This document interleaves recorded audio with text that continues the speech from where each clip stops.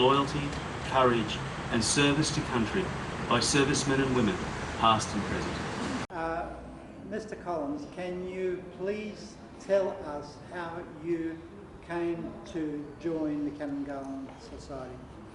Yes, Con. I came in the middle of 2015 when the previous secretary was unable to proceed any further, and didn't know quite what I was getting myself into, because on the first night that I took it on, the secretaryship came with it, and also the online editorship. Every day since the day I walked into that first meeting has been a revelation of, oh my goodness, why hadn't we already done this? Sometimes things that seem so impossible were made almost an order of the day from somewhere.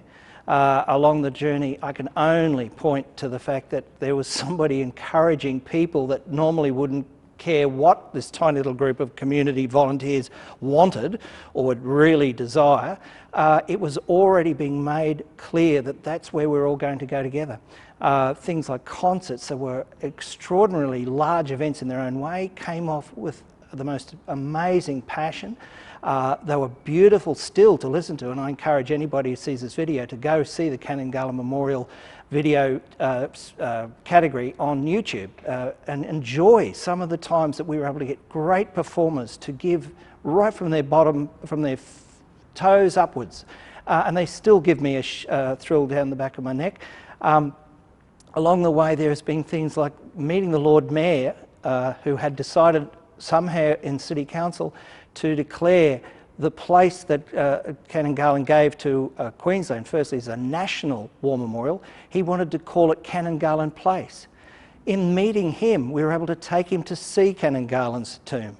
We were able to show him where we were missing something very important, which was a home for our beautiful memorial.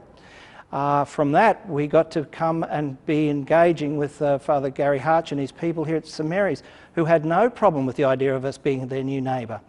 Along the way, there were so many tiny little bits where it could have all fallen to pieces and ended in tears, and something new kept pushing us along. Something opened up, doors opened for us up along the way, and to this very day we are still incredibly encouraged by the power of what this Reverend Gentleman has meant individually and collectively to what we've been able to achieve. On a good night, an average meeting of the Canon Garland Memorial Society had probably 10 people. 10 people over 4 or 5 years is not a lot of people in the city of Brisbane to change the way the world sees an institution such as ANZAC Day. We're very precocious, we're still precocious, and we're going to continue to that message and put it out there for as long as we can find the energy and the time and the passion, and I'm sure that we're not short of any. You've done it virtually, pardon the pun, single-handedly.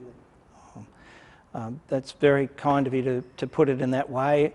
I think what happens when you've got something that's worth reading, everybody would like to read it, and sometimes they flatter the idea by sharing it. One of the great things I'm most proud of, amongst a few things that are just in their own way, I could have never imagined would happen, like being around the Governor-General, the Acting Governor-General of the day, to launch a memorial, to have the Archbishop of Brisbane bless it, to have the chance to give it to the people of Brisbane through the City Council in the person of the Lord Mayor or his delegate, right through to today. The website is still doing extraordinary things. There's more than 165 blog entries on there about the life and career and achievements and thoughts of Canon Garland. For that will be hopefully archived for all time. I'd love to think that years from now people will still be able to go in there and find just a fragment of this story that will give them some idea why we made all this fuss. For the Facebook page, I'm very, very encouraged to know that every month we have 2,500 plus people come by. For those that would like to know more about it, just search Canon Garland on Google. We come up number 1 and number 2 on the whole planet of Earth. There are things that are still yet to be done. One of them is to find a home for Canon Garland's pectoral cross in the city of Brisbane. And we're working towards that end, hopefully with more help from above.